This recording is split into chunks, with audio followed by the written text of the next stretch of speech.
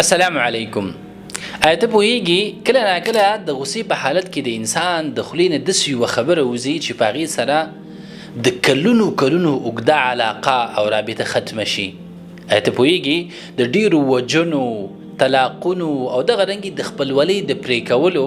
او د ملګرتوب د ختمولو سبب هغه یوه شیبه چې انسان په خپل نفس باندې کنټرول ونه لري. سوال دا نه دی چې تا ته ولې غصه درځي، ځکه غصه هر انسان ته ورځي، خو اصل پوښتنه دا ده چې ته د غصې په حالت کې په خپل ځان باندې کنټرول لري که نه، او که نه دا غصه چې ده هغه په تا باندې حاکمه ده او په تا باندې کنټرول لري. په اسلام کې د غصې د ذات نه منع نه ده راغلی، ځکه دا غصه چې ده دا یو طبعي چیز دی، هر انسان ته چې دی ورځي. خو په اسلام کې چې د کمې غصې نه منع راغلی، دا غصه چې هغه تا د ظلم طرف ته بوځي، هغه چې دی تا د کنځلو، وهلو او د علاقې د خرابولو، ځان ته او بل ته د نقصان رسولو طرف ته بوځي. دی وجې نه رسول الله صلی الله علیه وسلم فرمایي لیس الشدید بالسرعه، پهلوان هغه انسان نه دی چې هغه یو څوک په پهلوانۍ کې راګزار کړي، بلکې قوي مؤمن او پهلوان هغه انسان دی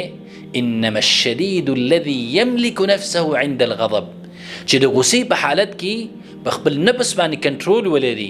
دا انسان چې دی حقیقي پهلوان دی. موږ چې دی فکر کوو چې پهلوان هغه انسان دی چې هغه د بدن قوت ولري، هغه مضبوط وي،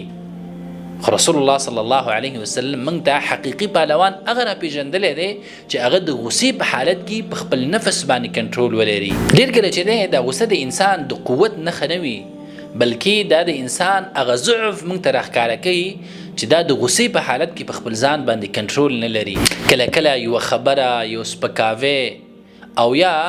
کورنۍ اختلاف او یا چې د ژوند یو بشار، همدا کافي دی چې انسان په غصه باندې کی. بیا شیطان چې دی همدغه غصه د فتنې طرف ته بوځي او په فتنه باندې بدلی. دی وجې نه رسول الله صلی الله علیه وسلم فرمایي چې دا غصه چې ده د شیطان د طرفه ده. کله چې انسان غصه شي نو هغه په خپل اعصابو باندې قابو نه وي، نو شیطان چې دی ډېره اسانۍ سره د انسان د ګناه طرف ته بوتللی شي. د انسان چې دی په دغه وخت کې خپل ځان ته او بل ته چې دی تکلیف ورکولی شي، یا داسې یو فیصله کولی شي چې په هغې سره د ده راتلونکی مکمل تباه کېدلی شي، او یا د یو بل چا راتلونکی او مستقبل چې دی هغه په تمامه معنا باندې خرابولی شي. د مشهوره معقوله ده چې د غصې شروع هغه لیونتوب دی، خو د هغې پای او انتها چې ده هغه پښیمانتیا ده. کله د انسان د خولې نه داسې یوه خبره د غصې په حالت کې وځي چې کلونه ورباندې پښیمانئ، او د بل انسان په زړه کې داسې یو زخم جوړ کړي چې د هغې رغېده بیا کلونه اخلي. نو همیشه کوشش دا وکړه کله چې ته غصه کېدلې، نو موږ ته رسول الله صلی الله علیه وسلم د هغې علاج راښودلی دی. په الله پورې چې دی د غصې په حالت کې پناه وغواړه، ووایه اعوذ بالله من الشیطان الرجیم.